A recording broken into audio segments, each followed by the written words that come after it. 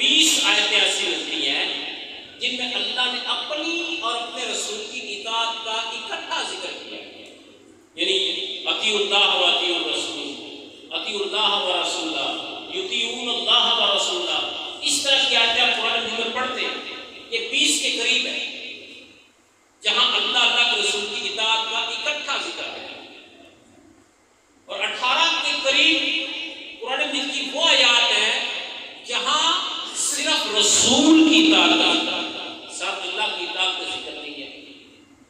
میں اس کی بھی ایک دو مثالیں دے دیتا ہوں۔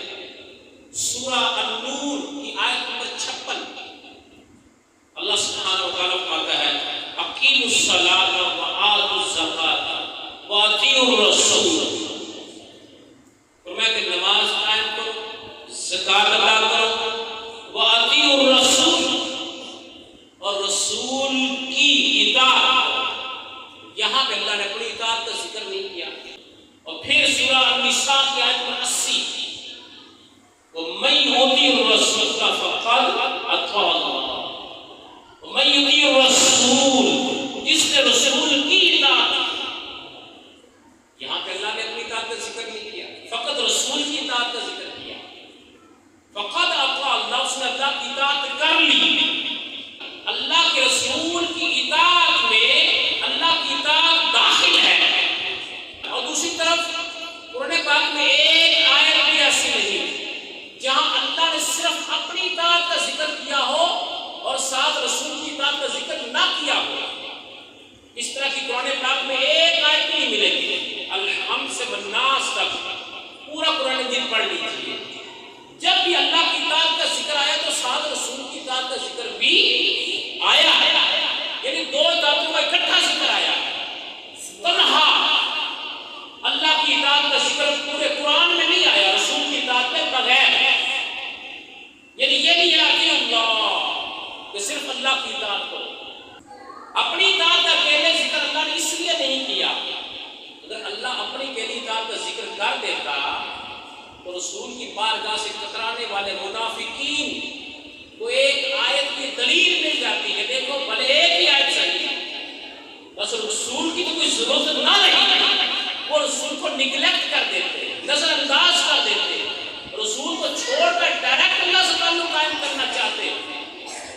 اللہ کے رسول کے بغیر اللہ سے تعلق قائم ہو سکتا ہی نہیں، رسول کے بغیر اللہ سے تعلق قائم نہیں ہو سکتا۔ اللہ تعالیٰ بندوں سے کلام ہی نہیں کرتا، جس سے کلام کرتا وہ نبی رسول ہوتا ہے، نبی رسولوں کے علاوہ اللہ کسی سے بات ہی نہیں کرتا، کلام ہی نہیں کرتا۔ اللہ تعالیٰ کے سارے احکام رسول پر اترتے ہیں، پھر رسول آگے اوپر تک پہنچاتے ہیں، تو رسول وسیلہ ذریعہ ہے اللہ تک پہنچنے کا۔ اب اللہ نے رسول کی اطاعت کا اکیلے ذکر کیوں کر دیا؟ اس لیے کیا کہ رسول کے دامن میں ہی اللہ کا دامن شامل ہے، جس نے رسول کا دامن تھام لیا اس نے اللہ کا دامن تھام لیا۔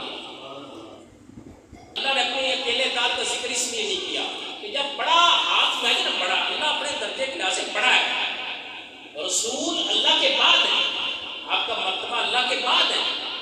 جب ایک انسان بڑے تک انسان کی رسائی ہو جائے نا تو وہ چھوٹوں کو نگلیکٹ کر دیتا، نظر انداز کر دیتا ہے۔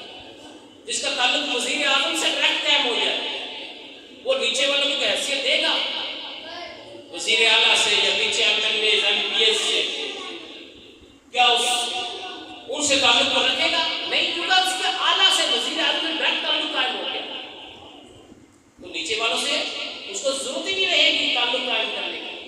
جب بڑا ہاتھ میں آ جاتا تو چھوٹے چھوٹ جاتے ہیں۔ اگر اللہ تعالیٰ اپنی اللہ اکیلا فرما دیتا تو وہ لوگوں نے کہنا تھا کہ اللہ ڈائریکٹ ہمارے ہاتھ میں آ گیا، رسول کی ضرورت ہی نہ رہی۔ اللہ نے ایسا سلوک قرآن میں کیا نہیں فرمایا، کیا فرمایا باتی الرسول، اگر اکیلی اطاعت کا ذکر کیا تو رسول کی اطاعت کا ذکر۔ سورہ نور کے آیت نمبر 56، اس لیے کہ رسول کے دامن میں ہی کیا ہے؟ اللہ کا دامن شامل ہے۔ رسول سے تعلق قائم کرنا اللہ سے تعلق قائم کرنا ہے۔ سے منہ پھیرے